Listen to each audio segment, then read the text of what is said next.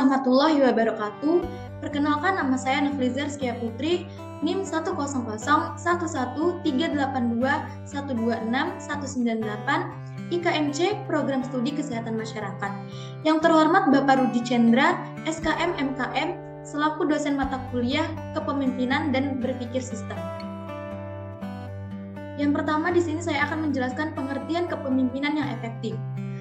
Kepemimpinan merupakan sebuah bidang riset dan juga suatu keterampilan praktis yang mencangkup kemampuan seseorang atau sebuah organisasi untuk memimpin atau membimbing orang lain, tim, atau seluruh organisasi. Kepemimpinan juga dapat diartikan sebagai kemampuan dalam mempengaruhi orang lain, memiliki sifat yang baik, efektif, efisien, dan produktif, menjadi panutan dalam kelompok organisasi, tingkah laku yang baik dan sopan agar dapat diikuti oleh anggota kelompok lainnya. Yang selanjutnya yaitu beberapa sifat kepemimpinan. Yang pertama, kecerdasan atau inteligensia. Yang kedua, kemampuan untuk dapat bergaul dengan orang lain. Yang ketiga, mempunyai keterampilan teknis dalam bidangnya.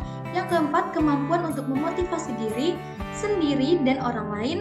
Yang kelima, keinginan yang kuat untuk dapat menyelesaikan pekerjaan. Dan yang keenam, kemampuan pemimpin untuk menggerakkan kelompok. Selanjutnya yaitu pandangan kepemimpinan. Seseorang dapat menjadi pemimpin yang efektif jika yang pertama, pemimpin sebagai penentu arah atau eksekutif. Yang kedua, pemimpin sebagai wakil juru bicara organisasi dalam hubungan dengan pihak dan dengan pihak di luar organisasi. Dan yang ketiga, pemimpin sebagai komunikator yang efektif. Yang keempat, pimpinan sebagai mediator atau penengah. Yang kelima, pimpinan selaku integrator atau pemersatu.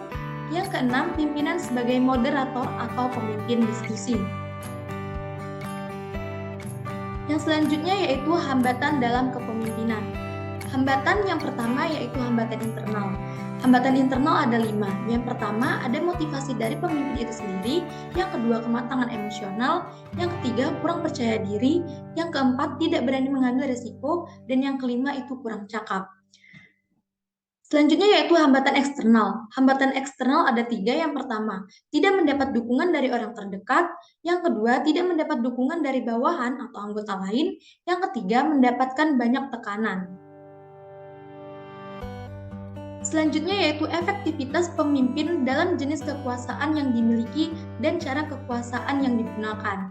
Yang pertama yaitu berdasarkan personal, yaitu kepakaran atau keahlian keilmuan pada bidangnya, loyalitas atau setia kawanan, dan yang terakhir yaitu karisma. Berdasarkan posisi ada 5. Yang pertama, kekuasaan otoritas formal. Yang kedua, kontrol terhadap sumber daya dan penghargaan. Yang ketiga, kontrol terhadap hukuman. Yang keempat, kontrol terhadap informasi. Dan yang kelima, kontrol terhadap lingkungan. Selanjutnya yaitu berdasarkan politik. Ada 3. Yang pertama, kontrol terhadap proses pengambilan keputusan. Yang kedua, koalisi dan kerjasama. Dan yang ketiga, pelembagaan atau proses yang dilalui nilai atau norma. Selanjutnya yaitu ciri-ciri pemimpin yang efektif. Di sini ada 6 ciri-ciri. Yang pertama, mempunyai inisiatif yang tinggi. Yang kedua, sadar mengenai diri, kelompok, dan situasi. Yang ketiga, memberitahu bawahan tentang setiap persoalan dan bagaimana pemimpin pandai dan bijak menggunakan kewenangannya. Yang keempat, selalu ingat dengan masalah yang mendesak maupun keefektifan jangka panjang secara individual maupun kelompok sebelum bertindak. Yang kelima, memastikan keputusan yang dibuat sesuai dengan tepat waktu baik secara individu maupun kelompok. Dan yang keenam, memberi petunjuk dan jalan keluar tentang metode atau mekanisme pekerjaan serta meningkatkan keamanan dan menghindari kesalahan seminimal mungkin.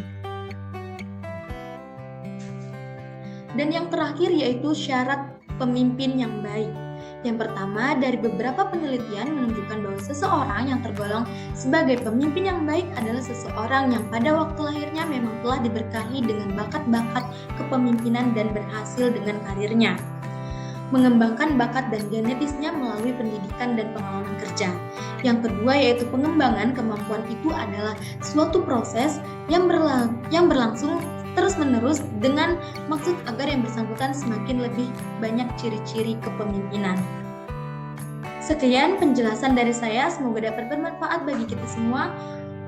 Mohon maaf jika ada salah kata. Assalamualaikum warahmatullahi wabarakatuh.